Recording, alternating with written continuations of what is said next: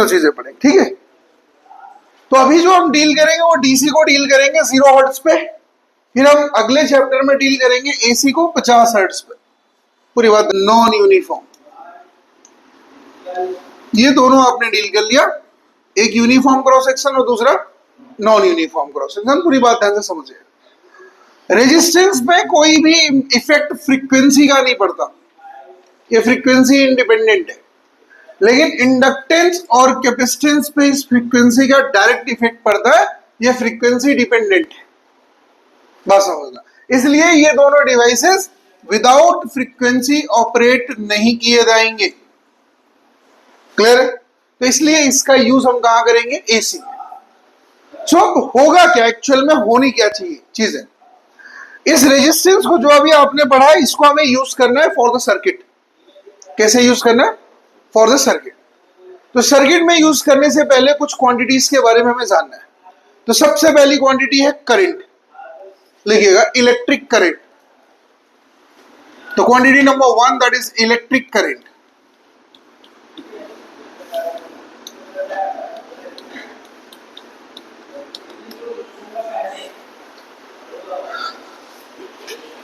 ठीक है, electric current कैसी क्वांटिटी है बेटे, क्या है, rate of charge of flow, आपने पढ़ी रखा है इसको। यूनिट क्या है, एम्पियर। और क्वांटिटी कैसी है बेटे, टेंसर क्वांटिटी। कैसी क्वांटिटी, ठीक, टेंसर मतलब DC for scalar and AC for vector. अगर एसी है तो हम फेज की बात जरूर करेंगे, एसी में हम फेज की बात जरूर करेंगे, बिना फेज हम इसे डिफाइन नहीं कर पाएंगे। और phase is what, just the angular difference, बस समझना ध्यान से। और यहां पे एंगुलर डिफरेंस नहीं आता, यहां पे एंगल के अंदर क्लासिफिकेशन आप नहीं कर पाओगे, ठीक है, क्योंकि यहां पे फ्रीक्वेंसी कितनी है, 0। और यहां पे स्ट्रिक्टली फ्रीक्वेंसी फॉलो की जाएगी, और इंडिया में वो फ्रीक्वेंसी कितनी है, 50 हर्ट्ज। हमारे घर और आपके घर, सबके घरों में जो फ्रीक्वेंसी आती है, ये लाइट, ये बल्ब, जो सब कुछ जल रहा है, कितने पे चल रहा है, 50 हर्ट्ज पे। मतलब ये बल्ब 1 सेकंड में कितनी बार बुझ रहा है, 50 बार। ये कितनी बार बुझ रहा है, 50 बार, और 50 बार जल रहा है। तो क्या आप इसे देख पाओगे, आप देख पा रहे हो, नहीं। लेकिन जैसे ही वोल्टेज की वैल्यू कम होती है, आप देखोगे ये क्या होता है, फ्लक्चुएशन से स्टार्ट कर देता है, आप देखते होंगे। सो वो फ्लक्चुएशन हमें दिखने लगती है, वो हमारे लिए क्या हो जाती है, विजिबल हो जाती है। पूरी बात ध्यान समझिएगा। तो इसलिए एक करंट का सबसे ज्यादा इंपॉर्टेंट रोल होगा किसमें, सर्किट में। दूसरा, इस करंट के साथ साथ हमारे को एक टर्म जो आता है जिसकी वजह से करंट आता है। आपने पीछे के जो चैप्टर्स पढ़े उसमें पढ़े चार्ज, कहीं आपने करंट की बात नहीं करी, ना तो इलेक्ट्रोस्टैट में, ना तो इलेक्ट्रोस्टैटिक पोटेंशियल में, ना तो कैपेसिटर में। आप सिंपल क्या बात करते थे, चार्ज। मतलब चार्ज फ्लो नहीं कर रहा, चार्ज कहीं रुका हुआ है। यहां पे चार्ज फ्लो हुआ। चार्ज को फ्लो होने के लिए 3 तरीके के रूल अपने को फॉलो करने होते हैं। सबसे पहले हम बात करेंगे EMF। इसका नाम क्या है, इलेक्ट्रोमोटिव फोर्स। क्या नाम है इसका। अगर आपको ये वाला क्वांटिटी दिया है तो इसका मतलब हम डायरेक्टली कहां पे बात कर रहे हैं, सोर्स में। हम डायरेक्टली कहां बात कर रहे हैं बेटे, सोर्स मतलब सेल या बैटरी, हम यहां पे मौजूद है। ये कर क्या रहा है, ये इस फोर्स के जरिए इलेक्ट्रॉन को सर्किट में भेज रहा है। कहां भेज रहा है, इलेक्ट्रॉन को सर्किट में। इलेक्ट्रो मतलब इलेक्ट्रॉन को मोटिवेट करके बाई फोर्सफुल्ली कहां भेजा जाएगा, सर्किट के अंदर। यूनिट क्या है इसे, वोल्ट। ये पहले टाइप का वोल्टेज है। बैटरी से इलेक्ट्रॉन को निकाल के ले जाना, जिसकी वजह से उसका नाम क्या है, वोल्ट। याद रखिएगा, क्लियर है। और वो वोल्ट यहां पे नाम उसको दिया जाता है क्या, EMF। क्या नाम दिया जाता है, जब वो जाता है सर्किट के अंदर तो वो किनारों से गुजरता है, जब वो किनारों से गुजरता है तो उसका नाम चेंज हो जाता है। नाम क्या है बेटे? Potential difference. किसी भी डिवाइस, किसी भी सोर्स के टर्मिनल पे जब हम वोल्टेज की एनालिसिस करते हैं तो उसका नाम हम पलट के क्या दे देते हैं? अगर ये डिफरेंसेस है तभी आई फ्लो करेगा, अदरवाइज आई का फ्लो टोटली बैन है। याद रखना, अगर डिफरेंस नहीं रहा, वोल्टेज 1000 वोल्ट, लाख वोल्ट, कुछ भी हो, करंट का फ्लो नहीं रहेगा। बात समझ आ रहा है? तो ये डिफरेंस का होना जरूरी है और ये डिफरेंस आपको किनारों पे ही मिलता है। और वो किनारे जो इसमें होते हैं सर्किट में, उन्हें हम क्या कहते हैं? टर्मिनल्स। क्या कहते हैं? So let's consider in the fourth portion, if I am just talking about the voltage drop. किसके बारे में बात करेंगे बेटे? Voltage drop. आपके क्वेश्चन में ये वर्ड लिखा है तो इसका मतलब हम जहां पे एनालिसिस कर रहे हैं वो डिवाइस के अंदर की बात है, क्योंकि ड्रॉप आप किनारों पे नहीं कर सकते, ड्रॉप आप सर्किट में कहीं और नहीं कर सकते, ड्रॉप आप वही करते हो जहां पे आप कोई चीजों को यूज करने की कोशिश करते हो। जो चीज यूज नहीं हो पाती वही चीज क्या कहलाती है? ड्रॉप। क्लियर है बात? तो ये वोल्टेज का थर्ड प्रोफार्मा है जो कहां है? In the device. कहां है बेटे? In the device. ये डिवाइस के अंदर मौजूद है, ये रेजिस्टेंस के अंदर मौजूद है। मतलब अगर मैं आपसे कहूं तो ये क्या है बेटे? सिंपल सा बैटरी है। बैटरी में प्लेट से इलेक्ट्रॉन को बाहर निकाल के सर्किट में भेजना क्या कहलाता है? ईएमएफ। किनारों से अगले किनारे के बीच में पहुंचाने को क्या कहते हैं बेटे? Potential difference. और जिस डिवाइस के जरिए ये गुजर रहे हैं उस डिवाइस के ऊपर की कहानी को डील करने को क्या कहते हैं? Voltage drop. And all three names has the same unit that is known as volt. इन तीनों क्वांटिटीज पे जो नाम चलेगा, तीनों का नाम क्या है? Volt. And it's totally tensor quantity. बात समझना था। If we are analysing in terms of AC तो फिर बदलेगा, अगर हम इसे डीसी में पढ़ेंगे तो फिर से वैसे ही रहेगा। इसके लिए तो डीसी एसी के कंपैरिजन में इलेक्ट्रिकल की ये क्वांटिटीज क्या करती हैं? फेज लेके चलती है। क्या लेके चलती है? फेज लेके चलती है। अब हुई क्या? इन क्वांटिटीज को यूज करने के लिए हमें सर्किट के बारे में जानकारी लेना पड़ा। तो सर्किट के बारे में जानकारी लेने के लिए पहले आपने पढ़ा है ओम्स मेटलर्जिकल लॉ। वो क्या बोलता था? What is about the material? Material कैसा है? मटेरियल कंडक्टिव है या नहीं है? तो वहां पे आपने क्या पढ़ा था? पहली कहानी आपने पढ़ी थी J प्रोपोर्शनल टू E। ये कौन सा लॉ था? Ohm's metallurgical law. यहां पे हमने किसको डिस्कस किया? मटेरियल को। किसको डिस्कस किया डियर? लेकिन जब हम ओम्स के एलिमेंट के लॉ में आएंगे, जिसे हम कहेंगे एलिमेंटल लॉ। क्या कहेंगे? Elemental law.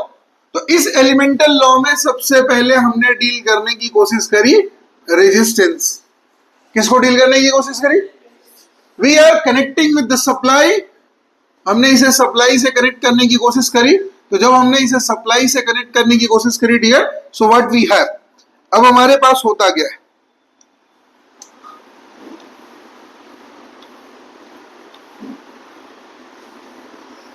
ठीक है, this is a switch and this will be positive, this will be negative. This is called the active source.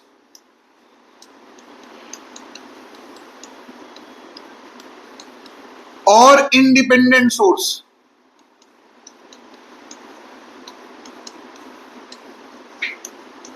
या तो हम इसे क्या कहेंगे? एक्टिव सोर्स, या तो हम इसे क्या कहेंगे? Independent source. यहां से बाहर को क्या निकला? करंट।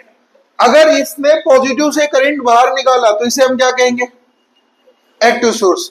अगर इसने पॉजिटिव से करंट बाहर निकाला तो इसी को हम क्या कहते हैं भैया? Independent source. इसी को हम क्या कहते हैं फिर बाहर? Independent source. अगर जो भी पॉजिटिव से करंट को बाहर निकालेगा, it will deliver the power. ये सर्किट को क्या डिलीवर करेगा? क्लियर है बात? ये क्या डिलीवर करेगा? पॉजिटिव ने डिलीवर किया, नेगेटिव से क्या किया? एक्सेप्ट कर लिया। और सारा गेम आपके सामने यहाँ पे मौजूद है। अब हुआ क्या, करंट आगे बढ़ा, as we will close the switch, जैसे ही हमने स्विच को क्लोज किया करंट आगे बढ़ा आगे, ठीक है।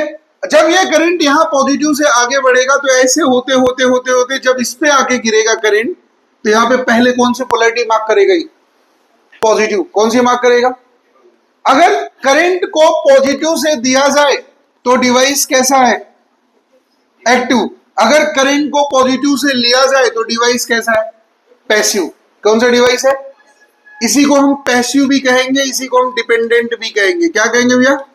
Dependent source. क्लियर है? ये कौन सा सोर्स है? ये पावर एब्सॉर्ब करेगा, it will absorb the power. ये क्या करेगा डियर? पावर। इसके अंदर जाने वाली करंट को हम कहते हैं लोड। क्या कहते हैं? हम कहते हैं लोड बढ़ गया।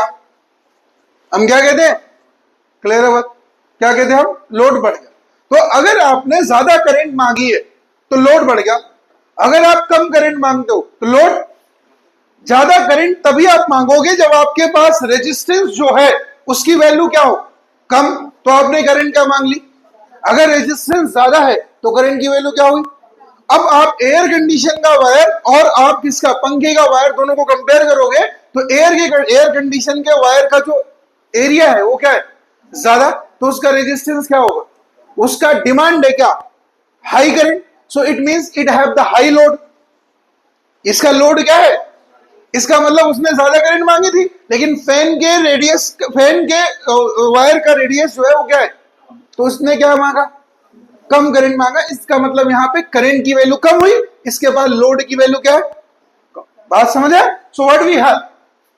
अब बड़े ध्यान से मेरी बात समझना ध्यान से। एक तो सर्किट्स लगी पैरेलल में, पैरेलल में लगने का क्या प्रॉफिट है, क्या नुकसान है, अभी सारी बातें आपको समझना है, ठीक है। आपने करंट को अंदर लेके गए, जाना भी चाहिए, करंट से कोई फर्क नहीं पड़ेगा।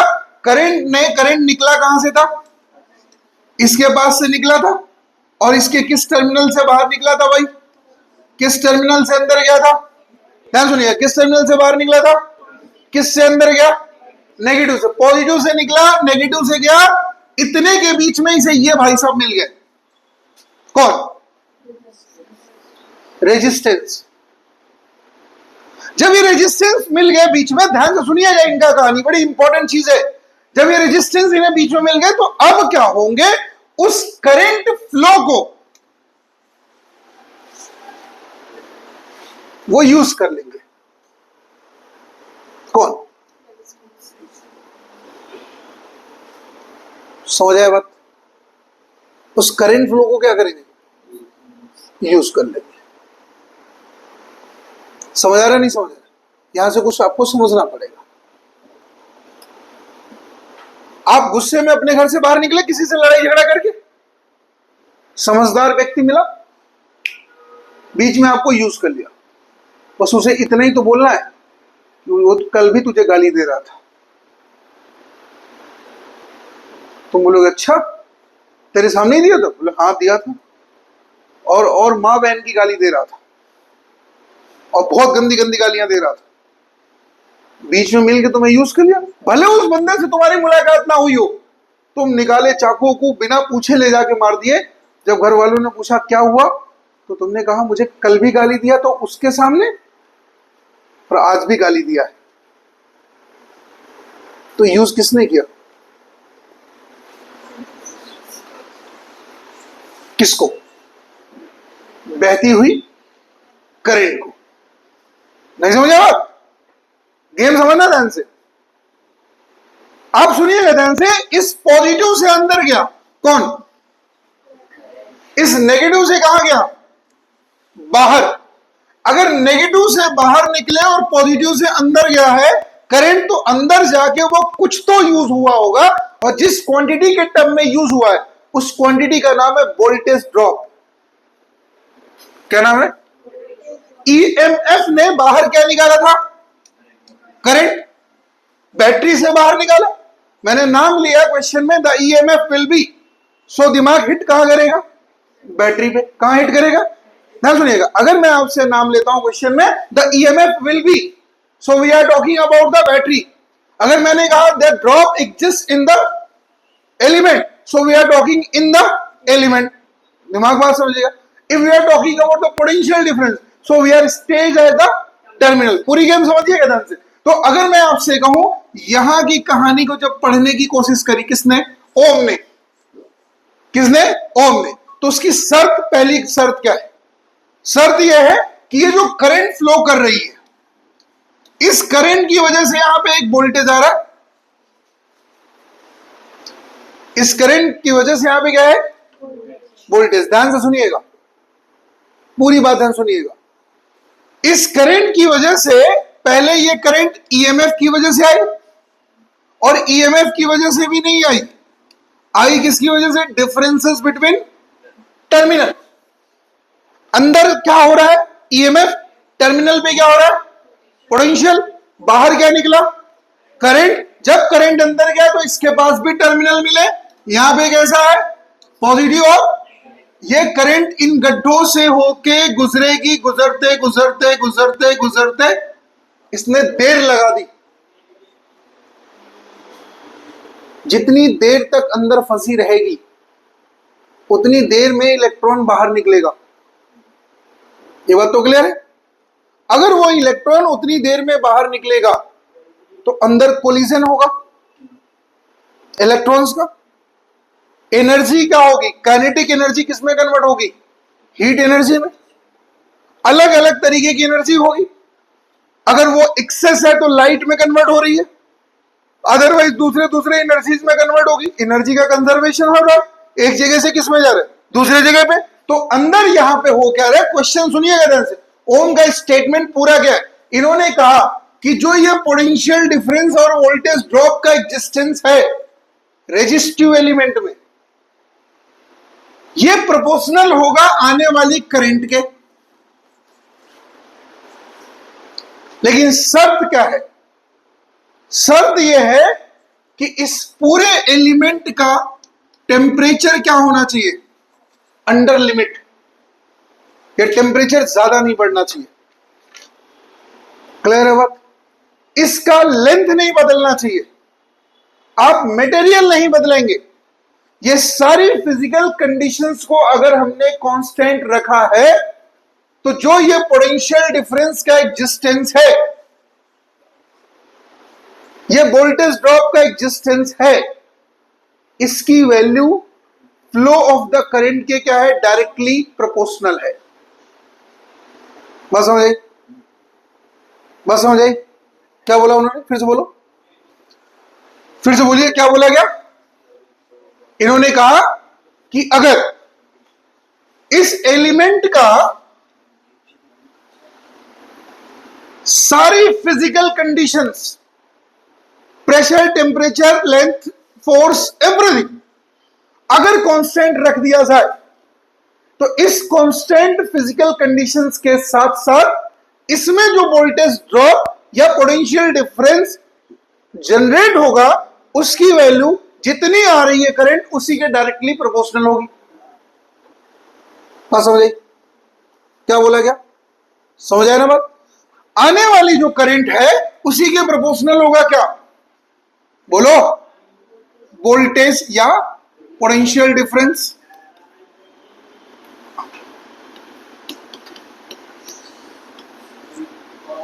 V proportional to by